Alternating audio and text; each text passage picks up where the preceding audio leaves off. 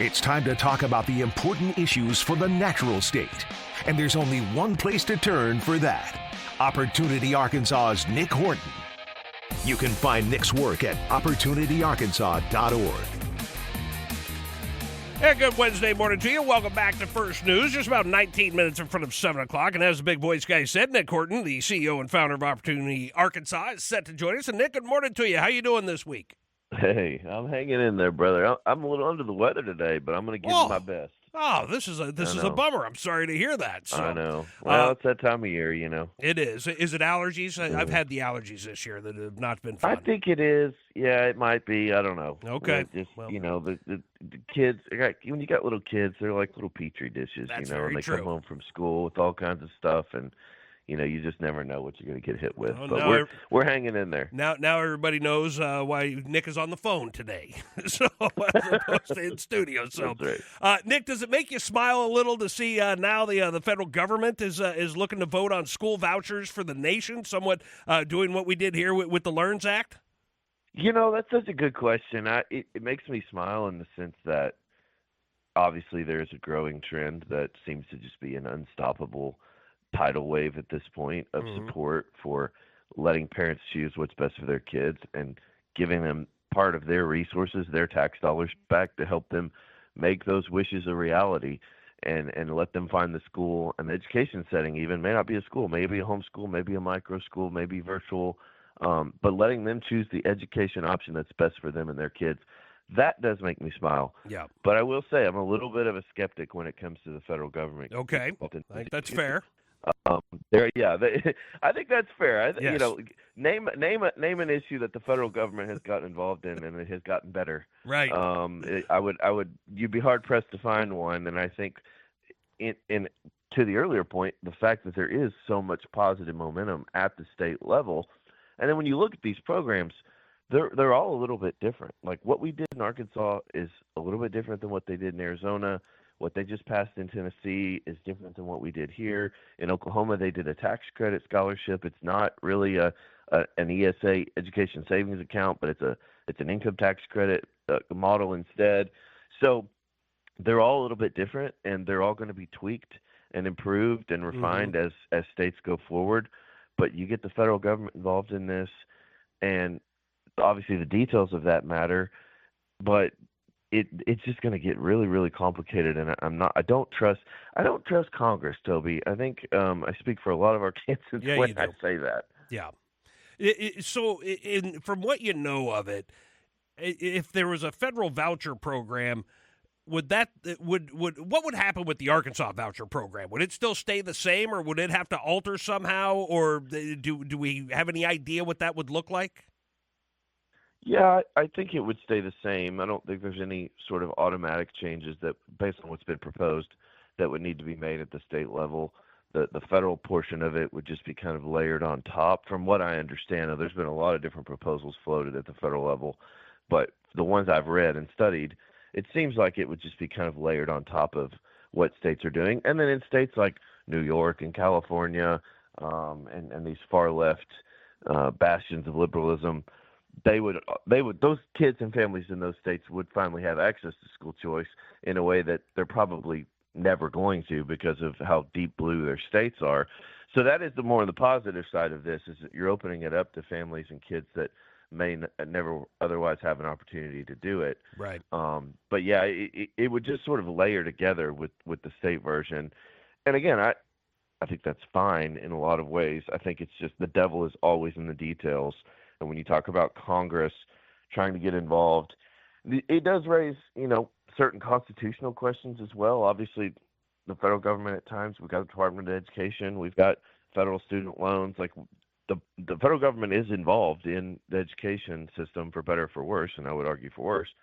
But that doesn't mean they should get more involved. And I think there are still certain constitutional questions and just questions about the role of the federal government in education that I think need to be answered before we just rush into this national federal school choice program. Well, it's kind of like I did an interview earlier this week with Christian Olson, who's running for the lands commissioner, and he said some of the scariest things you could possibly hear, talking to you down the phone or at your front door is, "Hi, I'm with the government and I'm here to help." So, That's right. So I think That's that right. falls. And you add federal government on top of that. I'm with the federal government. I'm here to help, and Right. it just gets even scarier. That's So. right. I had State Senator Brian King on the show yesterday, Nick, and in fact, that interview, if anybody wants to hear it and missed it, it's in our on-demand page. But he said that the state didn't do any public meetings or get any feedback from people and communities in Franklin County before deciding to build a new prison there. And so my question, Nick, is that normal for this type, for this size of a project, not to do public meetings, before making a big purchase of land and starting a huge project like this? Is that kind of normal flow for a state government, or should there have been some public meetings?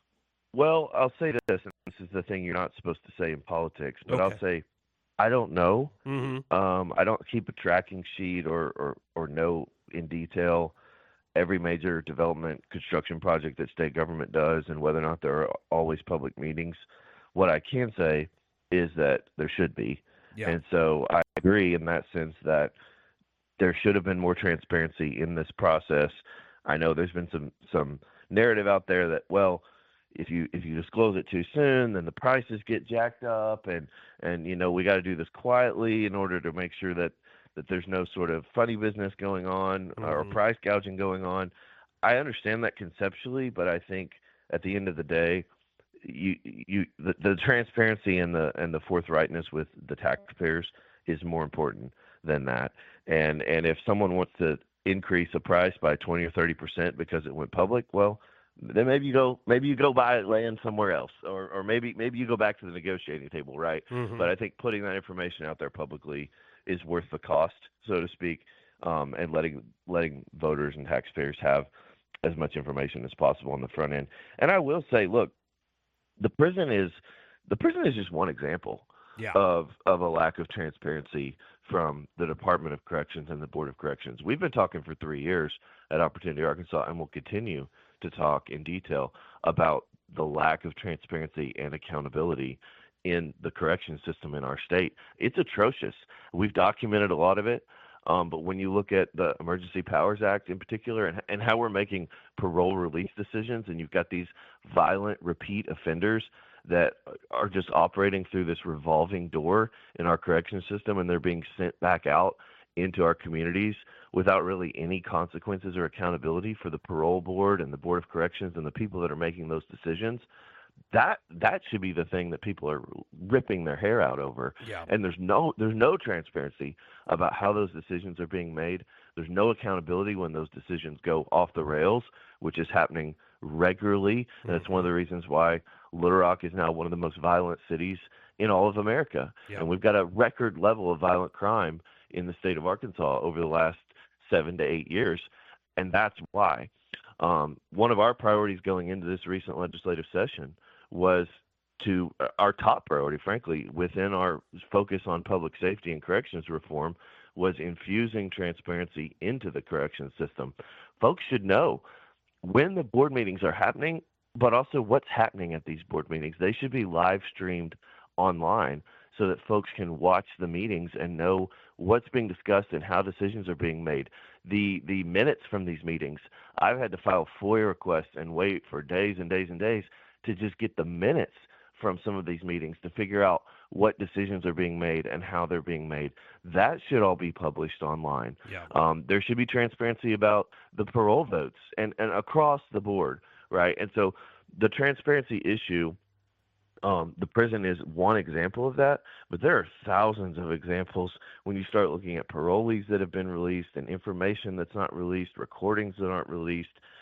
It's a systemic problem across all of corrections, and we've got to figure it out. Yeah, no, it definitely is an ongoing issue, and definitely appreciate Opportunity Arkansas for pointing that out. And of course, Nick, if people want to see the Opportunity Arkansas's work and check deeper into these issues, you go to opportunityarkansas.org. And Nick, I know you're not feeling great, so I appreciate you taking the time to jump on the show with us this morning. Hopefully next week we have you remedied a little bit, but appreciate the time this morning, and we'll catch up again next week. Anytime. Thanks, brother.